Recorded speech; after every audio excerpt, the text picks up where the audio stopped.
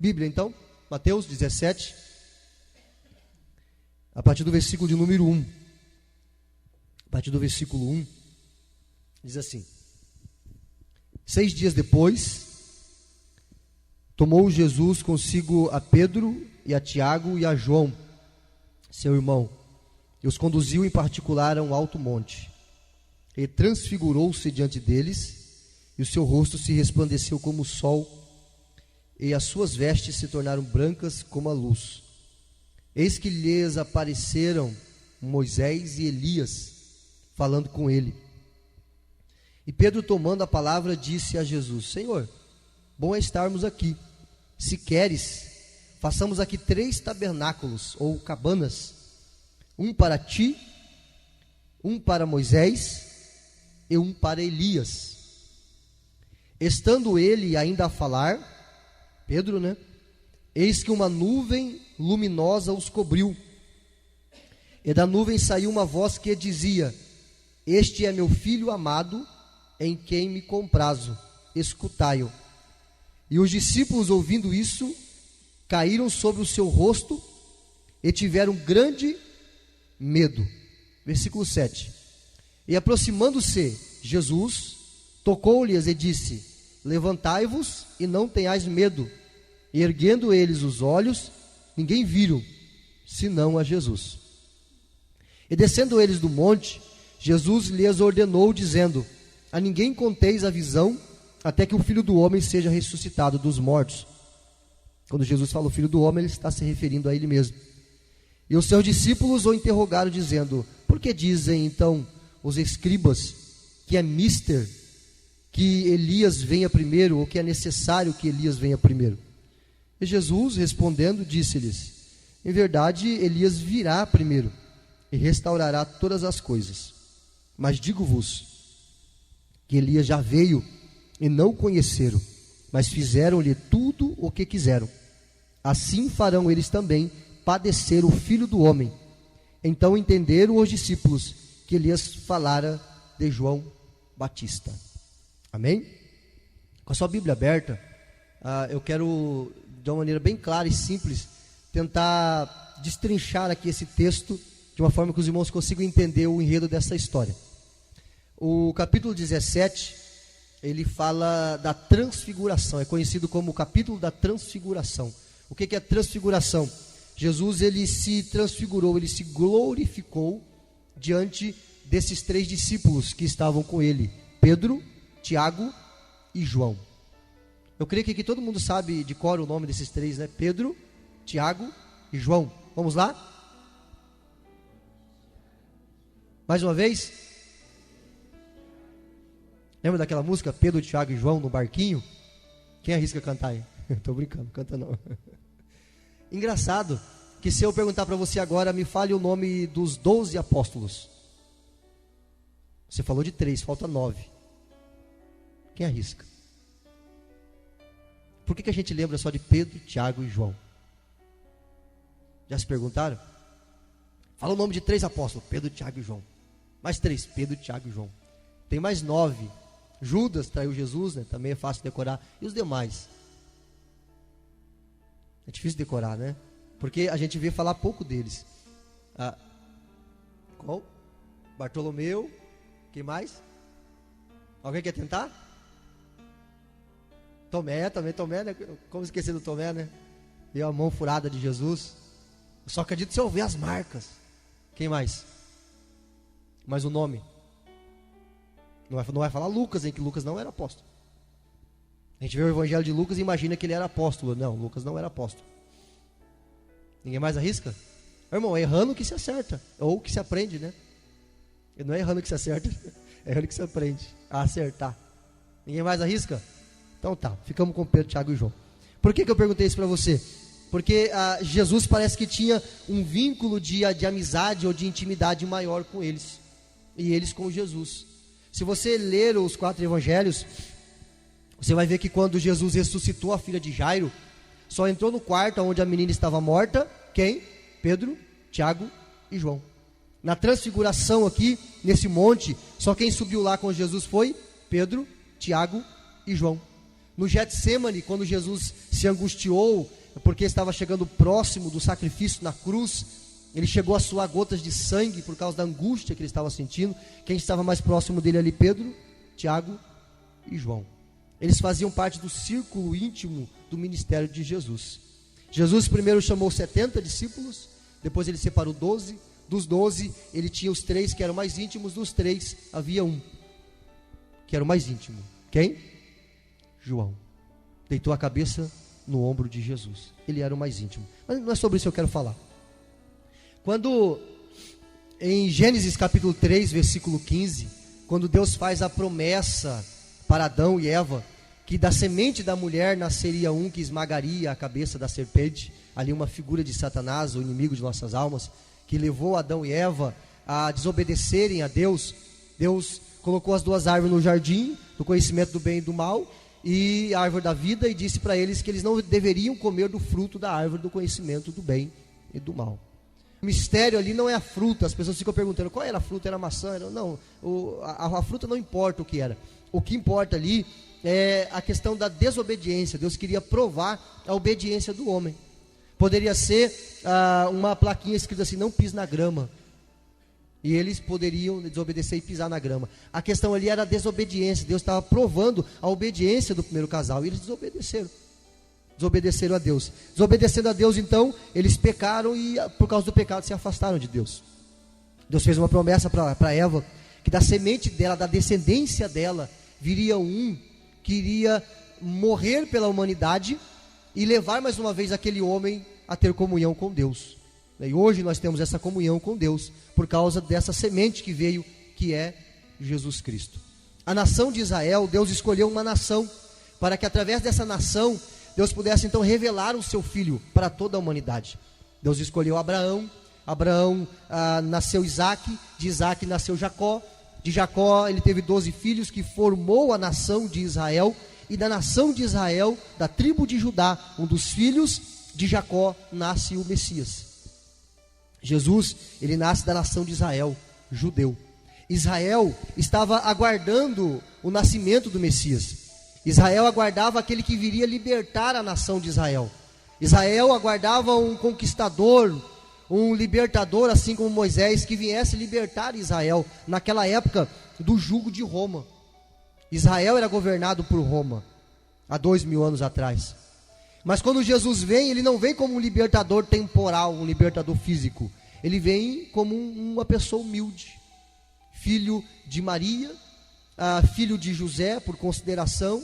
Então filho de um carpinteiro, ele também, sendo carpinteiro, alguém humilde, nascido na cidade de Belém, criado na cidade de Nazaré, uma aldeia muito pequena.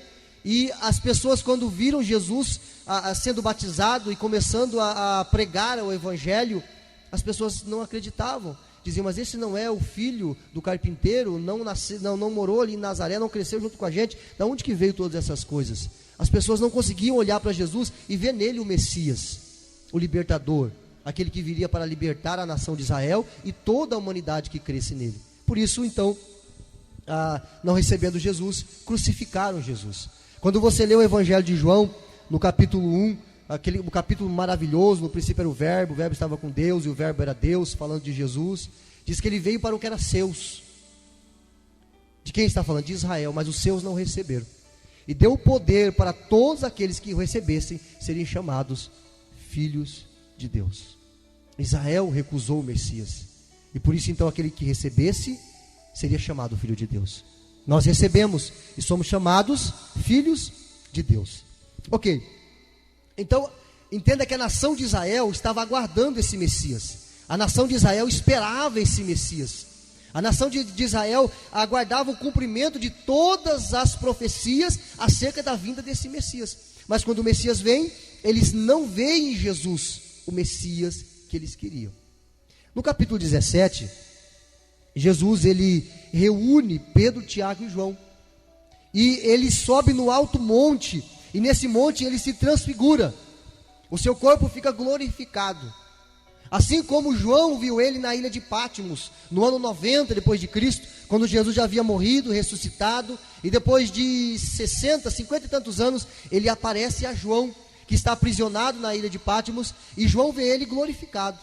A Bíblia diz com os olhos como chama de fogo, os seus pés como um latão reluzente, o seu cabelo branco como uma lã branca, da sua boca saía uma espada aguda de 2 fios, simbolizando a palavra de Deus, e no seu peito um cinturão escrito Rei dos Reis e Senhor dos Senhores. João tem o privilégio, João agora é bem velhinho, ele tem o privilégio de ver Jesus glorificado, lá na ilha de Patmos. Assim que Jesus apareceu para os discípulos, aqui no capítulo 17, ele se transfigurou, no seu corpo humano como homem, subiu nesse monte, levou os 3 discípulos e se transfigurou. A Bíblia diz que as suas roupas se tornaram brancas como a luz, e ele se resplandeceu como o sol. Jesus ficou glorificado. E a Bíblia diz no versículo 3, que apareceu ali Moisés e Elias. Da onde que eles vieram? Moisés morreu. Quando Moisés conduziu Israel no deserto durante 40 anos, após sair do Egito, atravessando o Mar Vermelho em seco. Agora Moisés caminhando 40 anos no deserto com a nação de Israel, quando ele chega na beira do rio para entrar na terra prometida, então Deus chama ele para o monte, o alto do Monte Nebo, e lá então ele morre. E Deus sepulta Moisés. Moisés morreu. O que Moisés está fazendo aqui então? E aparece Elias. Só que Elias não morreu. Elias foi arrebatado. Aparece nessa oportunidade 2 homens, um que morreu e outro que não experimentou a morte. Isso aqui tem um significado, nós já vamos entender o que é isso. Quando Pedro ele vê que aparece para Jesus Moisés e Elias, ele diz assim no versículo 4: Senhor, é bom que estejamos aqui, permita que eu faça uma cabana para o Senhor, uma cabana para Moisés e uma cabana para Elias, para a gente ficar aqui, porque o ambiente está muito bom, um ambiente de glória. Imagina você ter o privilégio de ver Jesus glorificado. No versículo 6, diz que os discípulos ouvindo isso, no versículo 5, estando ele ainda a falar, estando Pedro ainda a falar, eis que uma nuvem luminosa cobriu todos eles, uma nuvem luminosa de glória.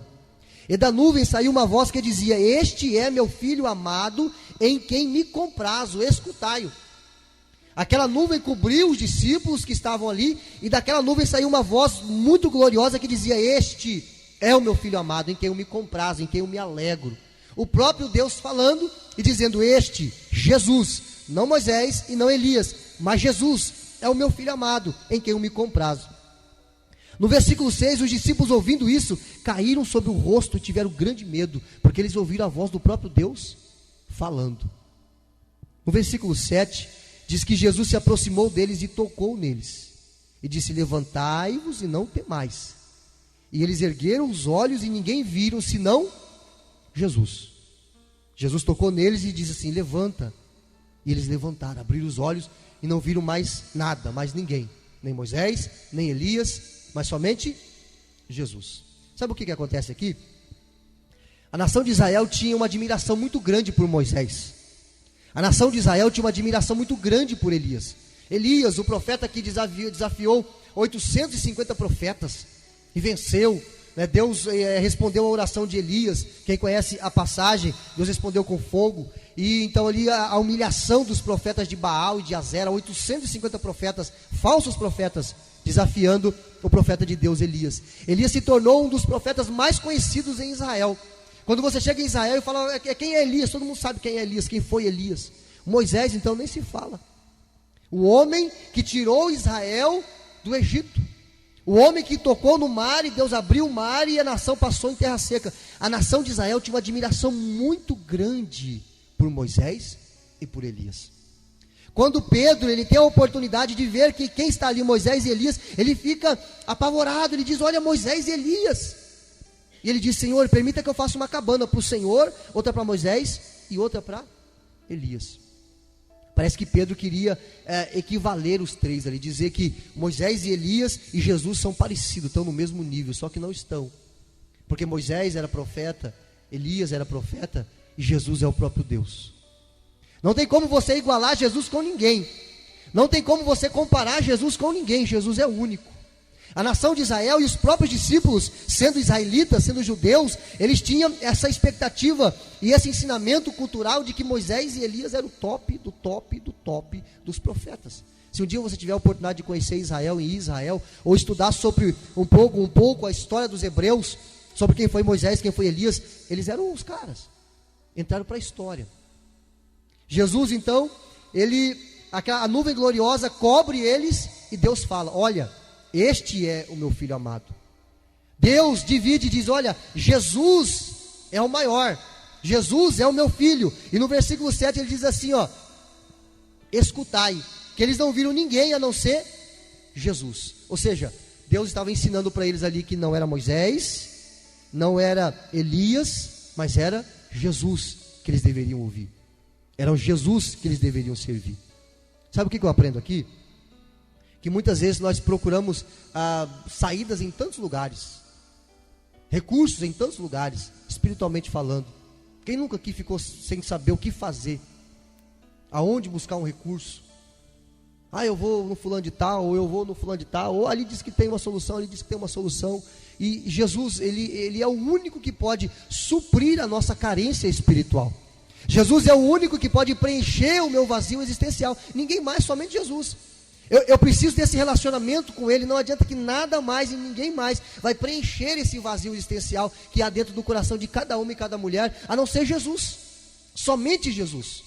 Quando você experimenta um toque do Senhor, quando você lê a Bíblia, quando você ouve uma mensagem como essa, isso parece que afaga o coração da gente. Por quê? Porque somente Jesus pode fazer isso. Nesse texto, eu quero compartilhar com os irmãos o que Jesus nos ensina no Monte da Transfiguração. O que Jesus nos ensina no Monte da Transfiguração. Eu compartilhei com você aqui um pouco do enredo da história. Agora eu quero tirar com você algumas lições que nós podemos aprender aqui nesse texto. Primeiro eu quero lançar um questionamento na sua cabeça. Primeiro, o versículo 28 do capítulo anterior, do capítulo 16, existe um versículo enigmático, difícil de entender. Diz assim, Jesus falando: em verdade vos digo que alguns há dos que aqui estão, que não provarão a morte, até que vejam vir o Filho do Homem no seu reino. Leram comigo? Eu vou ler mais uma vez. Em verdade vos digo que alguns há dos que aqui estão, Jesus estava dizendo, em verdade eu digo para vocês que há alguns dos que aqui estão, dos 12, eram 12 discípulos, que não verão a morte, não provarão a morte, até que vejam vir o Filho do Homem no seu reino. Quem era o Filho do Homem? Jesus. O que é a expressão vir no seu reino? É quando Jesus viria em glória para estabelecer o reino milenar aqui na terra. Sabia que Jesus vai reinar aqui? A Bíblia diz que ele voltará segunda vez em glória. Ele não virá mais montado numa jumentinha, mas ele virá num cavalo branco, como diz ali em Apocalipse. Ele não virá mais como pobre, como o servo humilde, mas ele virá como o Rei dos Reis e o Senhor dos Senhores, e ele vai reinar aqui na terra, em Jerusalém, a capital do reino. Ele vai reinar aqui na terra. Há uma promessa, um reino de justiça, um reino de paz. Então quando Jesus diz aqui que o Filho do Homem virá no seu reino, é quando ele vai vir e estabelecer um reino milenar aqui na terra. Interessante. E pode ter certeza que isso está muito perto de acontecer. É só você olhar para as notícias, para tudo que está acontecendo no mundo. Eu falei aqui na quinta-feira sobre o chip que já estão implantando em pessoas por aí. Só para você aguçar a sua curiosidade. Se quiser saber mais, depois me pergunte sobre isso. O que é esse chip? E de antemão já, não aceite. Então, Jesus disse que haveria alguns dos 12 discípulos que não veriam a morte, sem que antes tivesse a oportunidade de ver Jesus vindo no seu reino. A pergunta é, Jesus já veio? Sim ou não? Para estabelecer o reino milenar aqui? Ainda não. Então quem são esses que não veriam a morte? Que texto difícil de entender, né? Quem são esses que não veriam a morte? Quem são eles? Aonde eles estão? Porque eles teriam que estar vivos até hoje, o que é impossível. Não é verdade? Eu vou ler mais uma vez.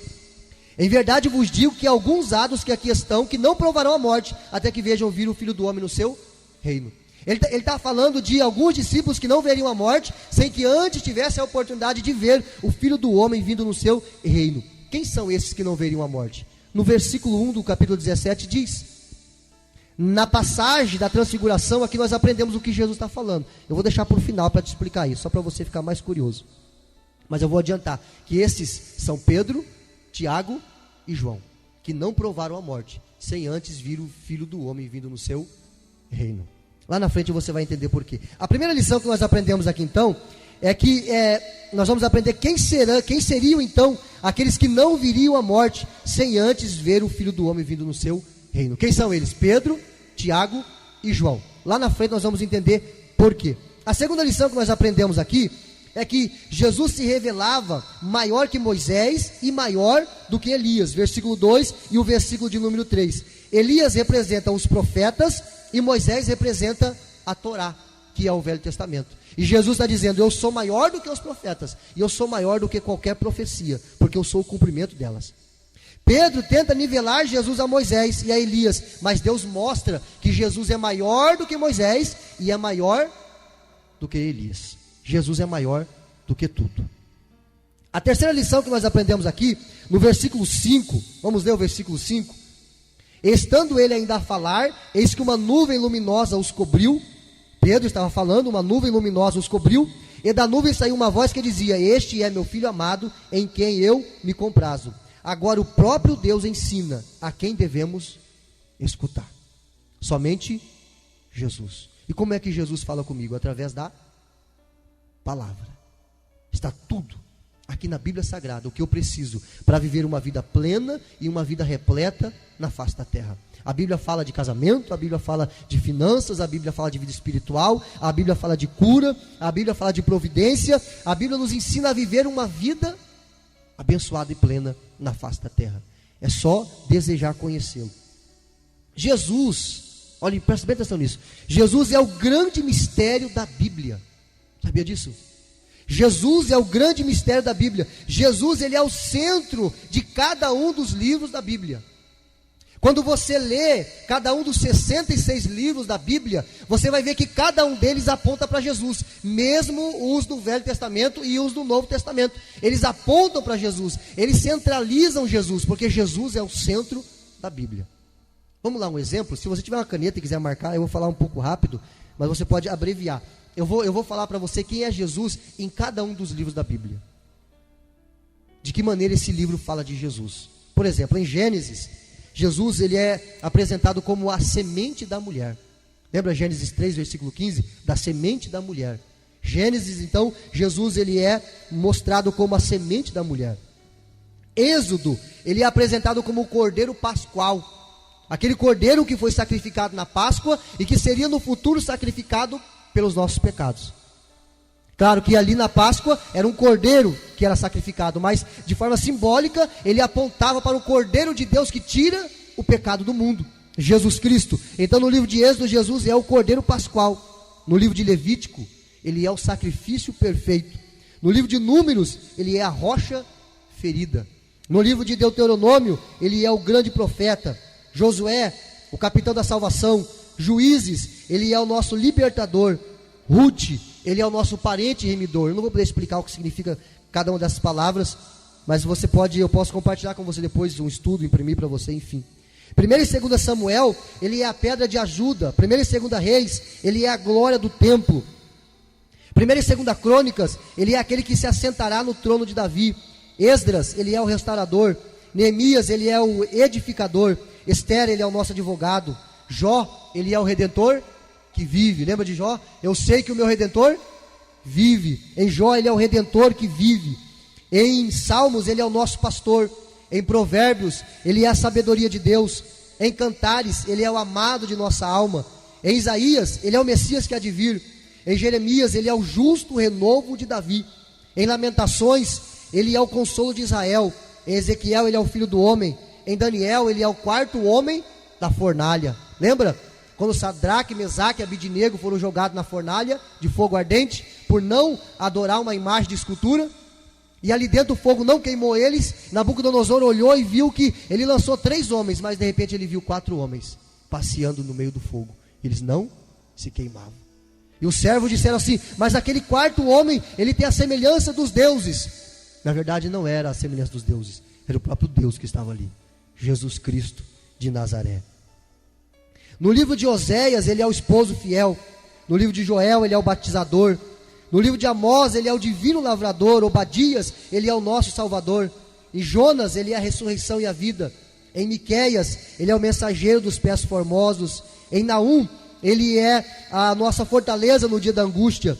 Em Abacuque, ele é o Deus da nossa salvação. Em Sofonias, ele é o Senhor zeloso. Em Ageu, ele é o desejado das nações. Em Zacarias, ele é o profeta das mãos furadas. Em Malaquias, ele é o sol da justiça. E agora nós entramos no Novo Testamento.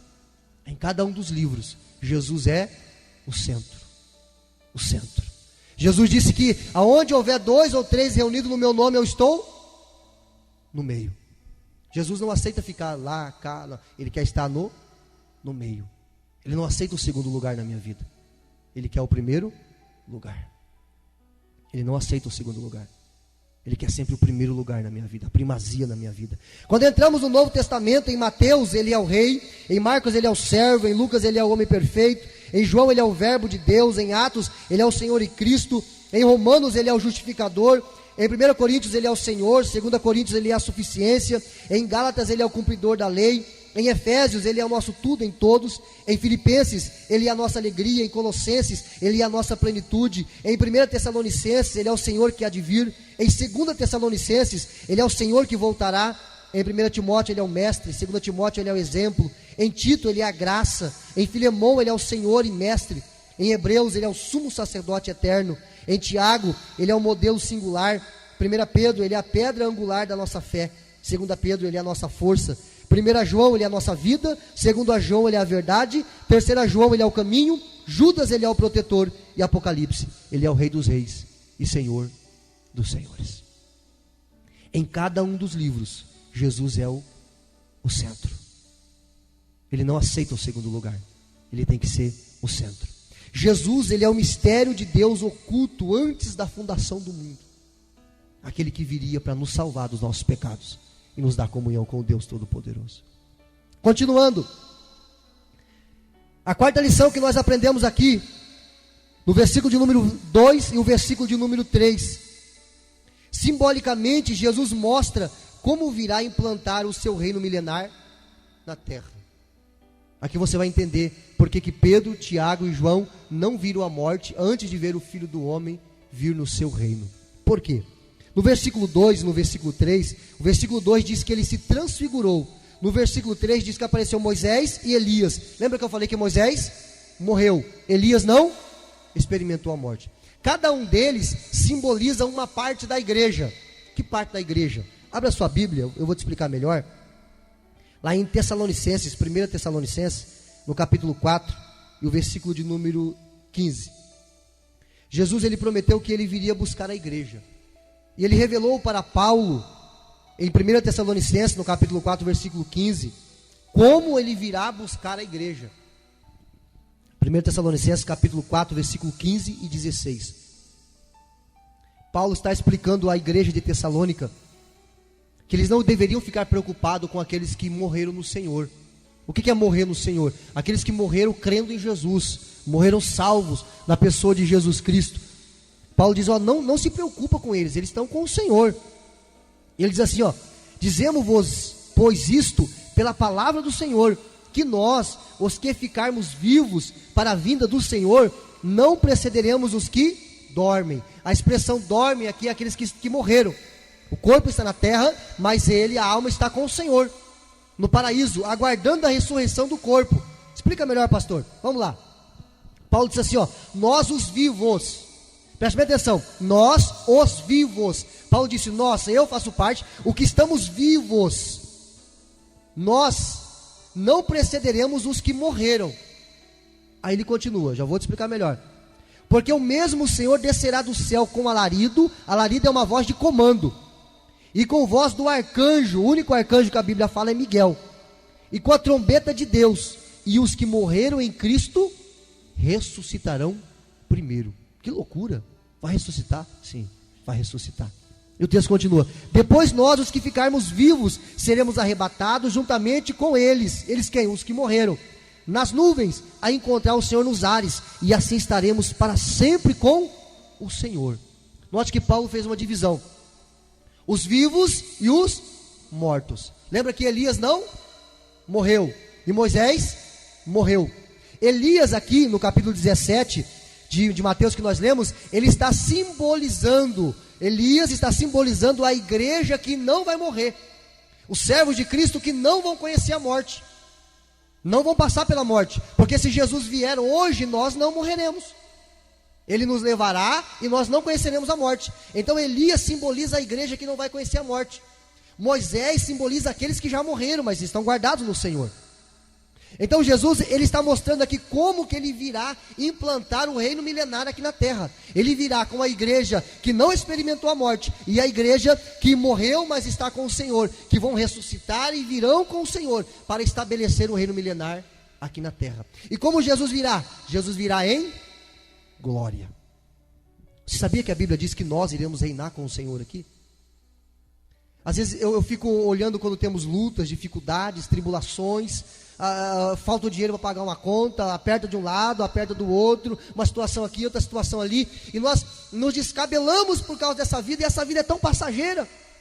Você não pode acrescentar um dia mais na sua vida, você não sabe o dia da morte, mas existe um investimento que esse não falha. Que investimento é esse? É você investir no reino dos céus, é você viver para Deus, viver para Jesus, porque nós iremos reinar com Ele, aqui na terra. A Bíblia diz que a igreja do Senhor, não é a igreja batista, não haverá placa lá no reino dos céus, a igreja tal, não haverá placa, é a igreja do Senhor, a única igreja, a igreja do Senhor Jesus Cristo. Os súditos do reino irão reinar com Jesus na face da terra.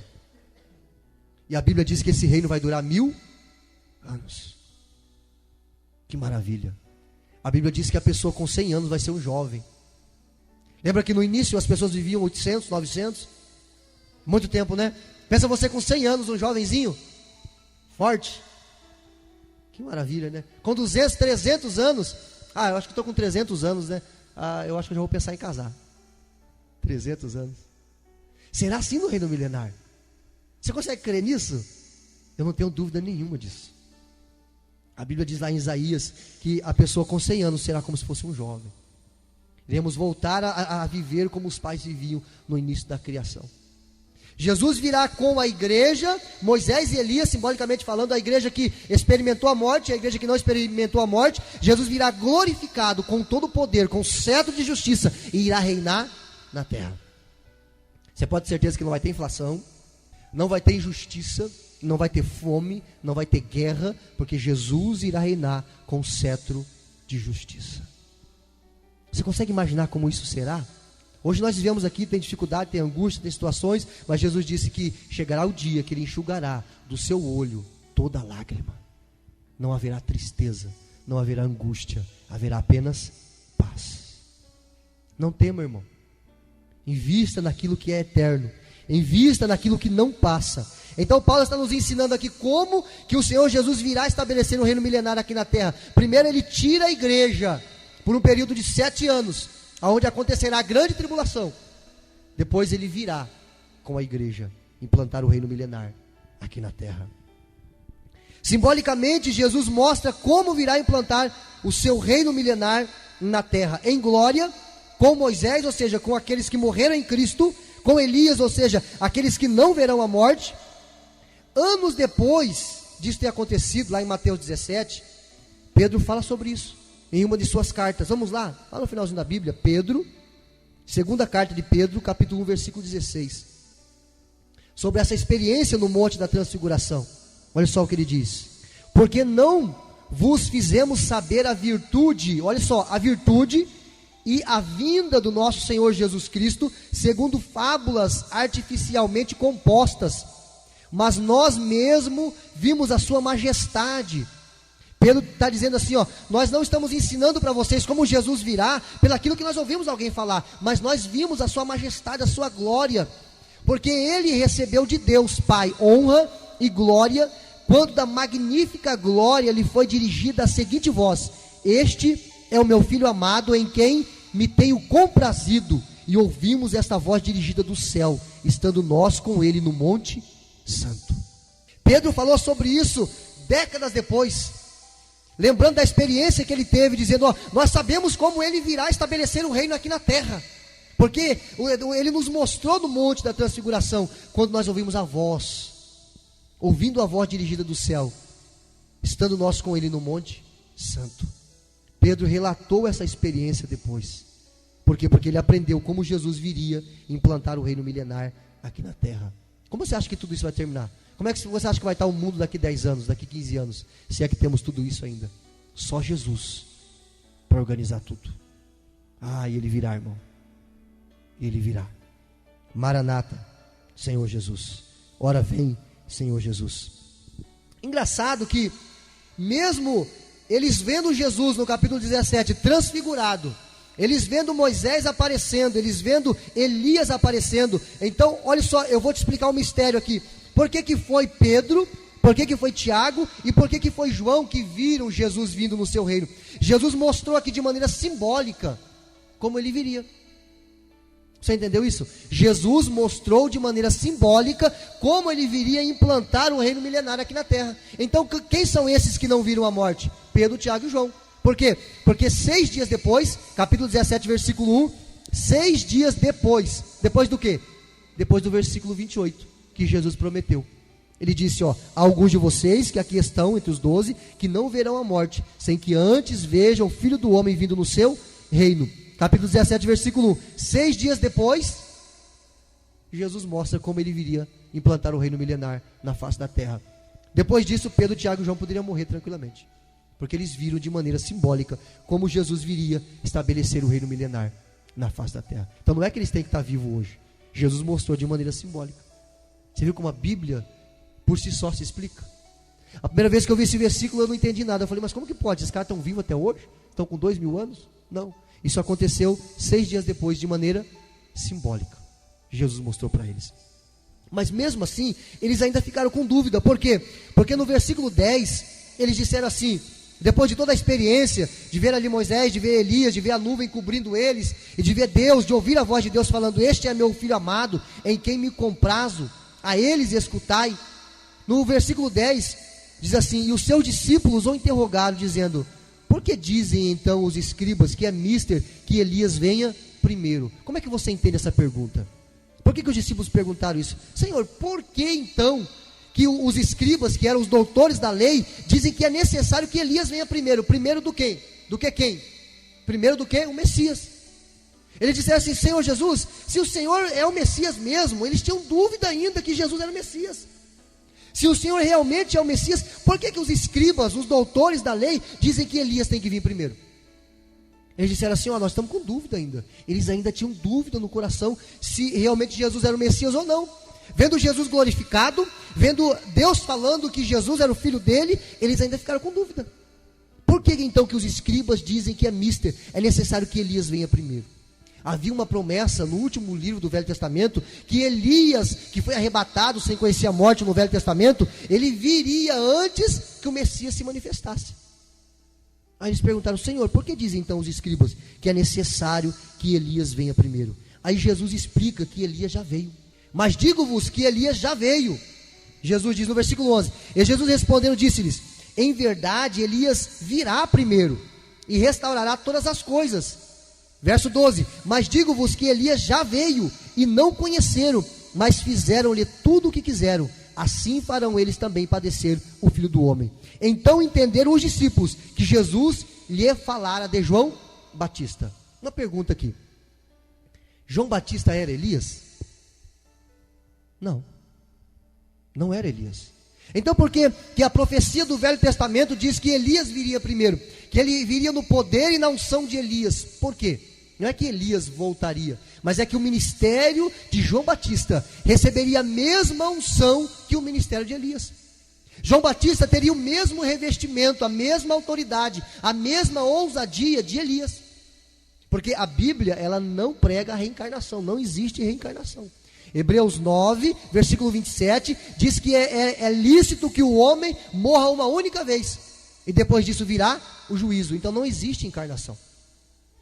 João Batista não é a encarnação de Elias, porque não existe encarnação.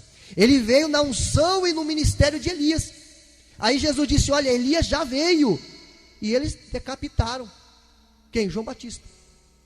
João Batista veio na unção e no ministério de Elias. Aí Herodes foi e mandou decapitar João Batista, depois que ele cumpriu a sua missão. Os discípulos ainda tinham dúvida se Jesus realmente era o Messias. Existe alguma dúvida que permeia o seu coração? Existe alguma dúvida que permeia o seu coração acerca de Deus? acerca de quem é Jesus? Jesus é o Filho de Deus. Jesus é o Messias Salvador, aquele que veio para nos levar à comunhão perdida lá no Éden. Não tenha dúvida nenhuma disso. Só Ele pode preencher todo o vazio existencial do ser humano, ninguém mais. Para encerrar, existe algo interessante aqui. Lembra que eu falei de Pedro, de Tiago e de João, os três mais íntimos de Jesus.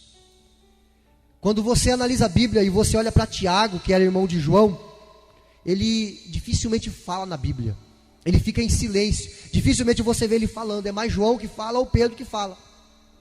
Agora Pedro é diferente, Pedro é falante.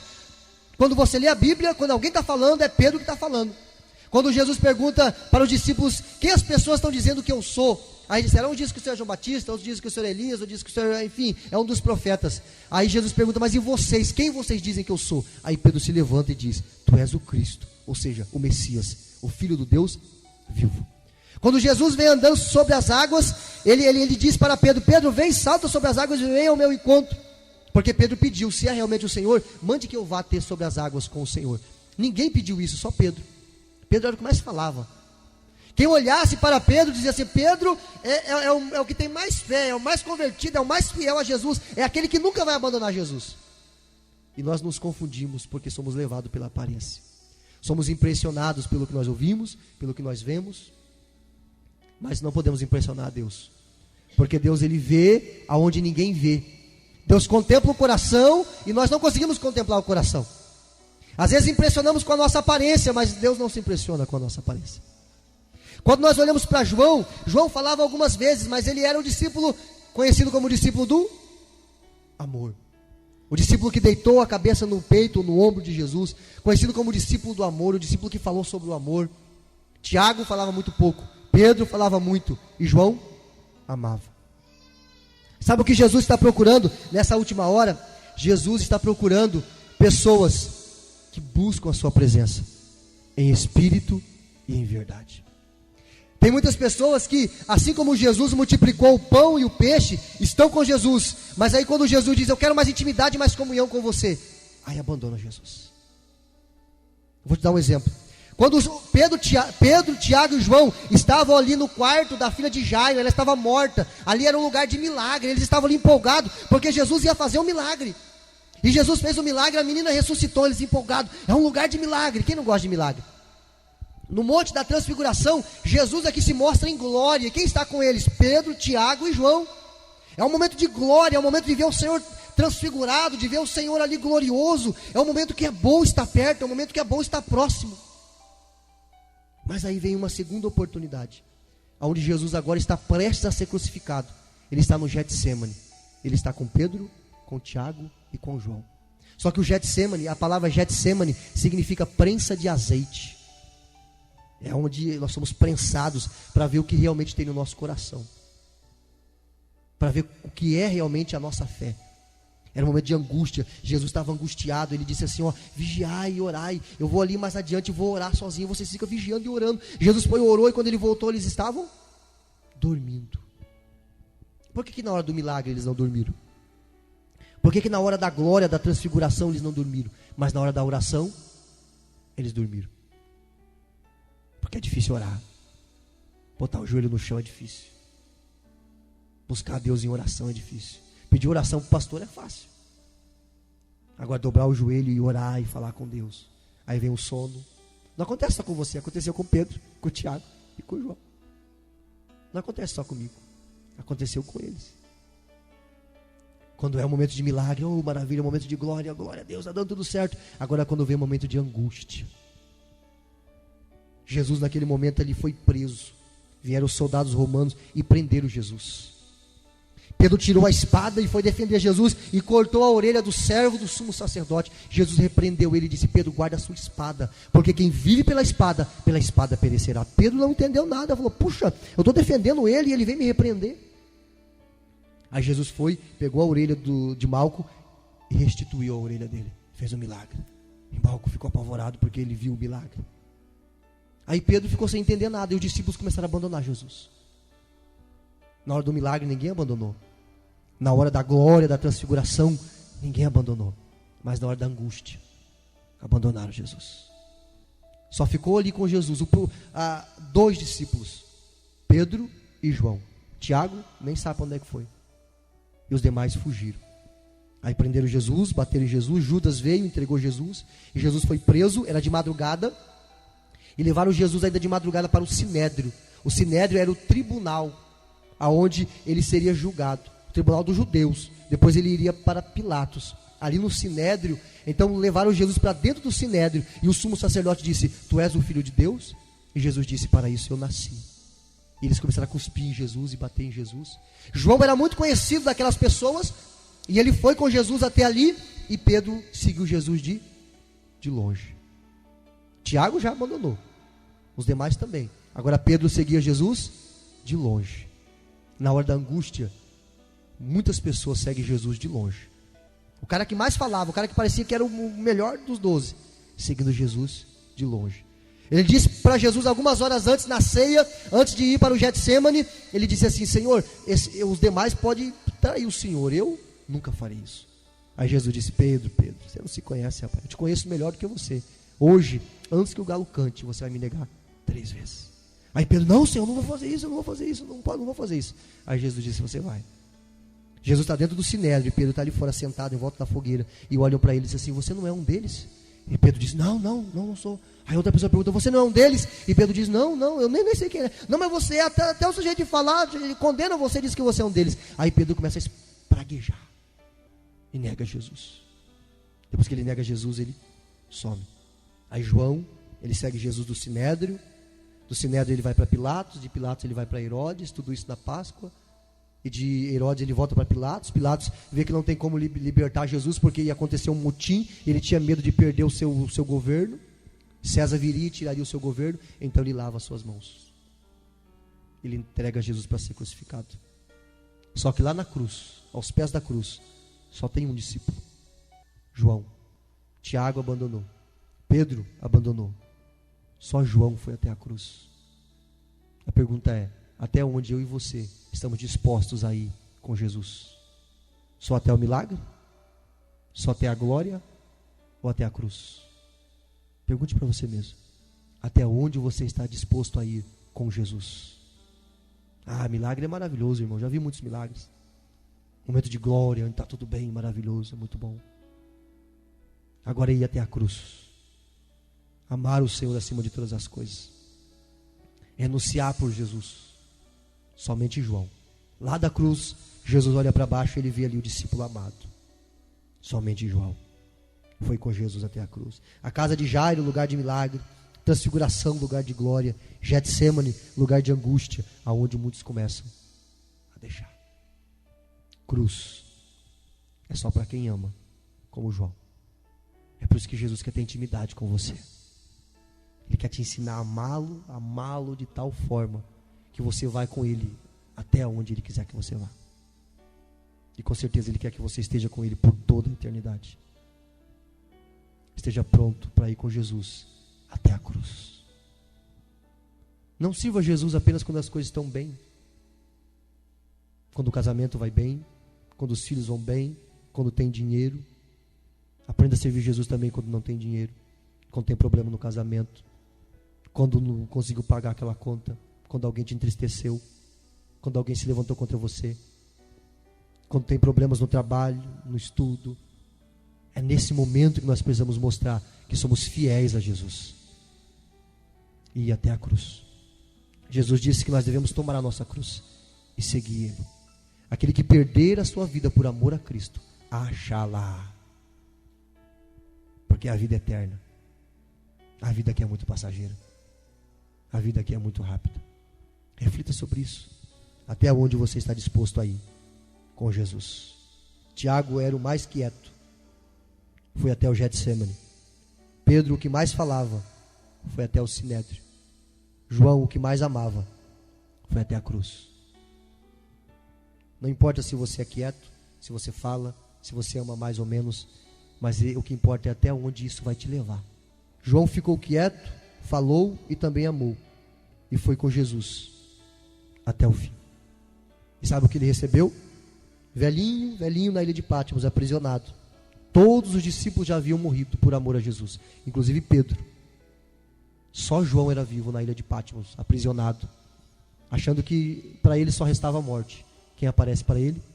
Um velho amigo, Jesus. Por quê que João ganhou esse presente no final da sua vida? Porque ele foi com Jesus até a cruz. Apocalipse capítulo 1. E virei-me para ver quem falava comigo. João falando. E virando-me vi 7 castiçais de ouro, e no meio dos 7 castiçais, um semelhante ao filho do homem, vestido até os pés de uma veste comprida, e cingido pelo peito com um cinto de ouro. A sua cabeça era branco como a lã branca, como a neve, e os seus olhos como chama de fogo, seus pés como latão reluzente. Tinha na sua destra 7 estrelas, na sua mão direita. E eu, quando o vi, caí aos seus pés como morto. E ele pôs sobre mim a sua destra, dizendo: não temas, eu sou o primeiro e o último, o que vive. Fui morto, mas eis aqui estou vivo para todo sempre. Amém.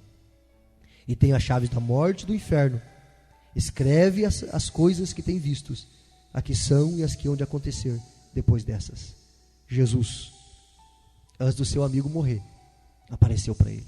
Eu imagino Jesus falando assim: João, tu foi até a cruz, eu nunca te abandonei, eu nunca te deixei sozinho, eu sempre estive com você, e por isso que eu me revelo para você hoje, como o Rei dos Reis e Senhor dos Senhores. Amém? Até onde você está disposto a ir com Jesus? Pode ter certeza que se você buscar o reino dos céus e a sua justiça, as demais coisas serão acrescentadas, como está escrito em Mateus capítulo 6, versículo 33. Busque mais do Senhor, busque conhecer mais a palavra, busque conhecer mais Jesus, ore mais, jejue mais, venha mais nos cultos, e você vai ver que coisas maravilhosas vão começar a acontecer na sua vida. Amém? Deus te abençoe.